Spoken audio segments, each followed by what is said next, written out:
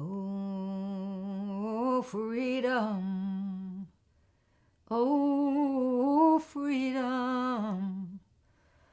Oh, freedom over me.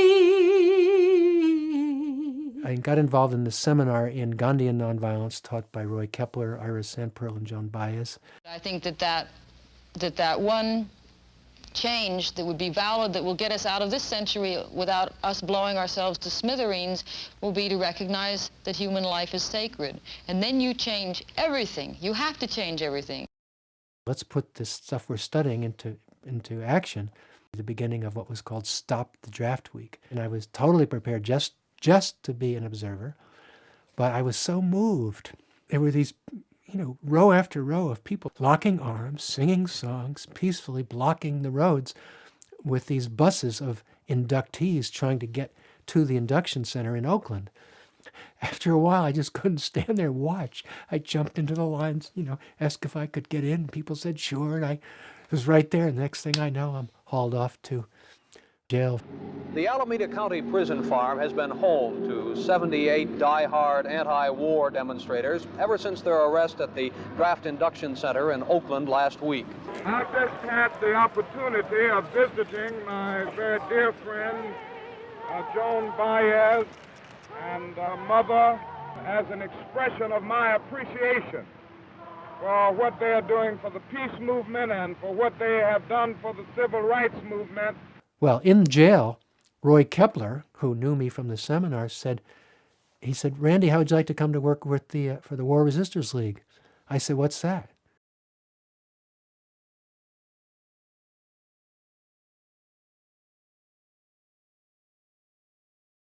And at the conference, I met a man who I never knew, who was clearly a strange person to find at a conference of war resisters, who was Dan Ellsberg. He was a former Marine Corps officer. He had worked for the State Department and the Defense Department and high up in the government, but that he had come to have some deep reservations about the war.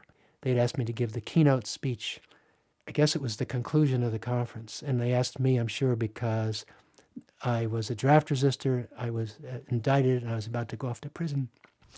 I had been thinking during Randy's talk, I'm glad that these people from all over the world are here to see him because he's the best we have. When I heard you say these words, I'm going to prison, it was as if an axe had split my head. But what had really happened was that my life had split in two. And it was my life after those words that I've lived ever since. Okay, now what can I do to help end the war now that I'm ready to go to prison?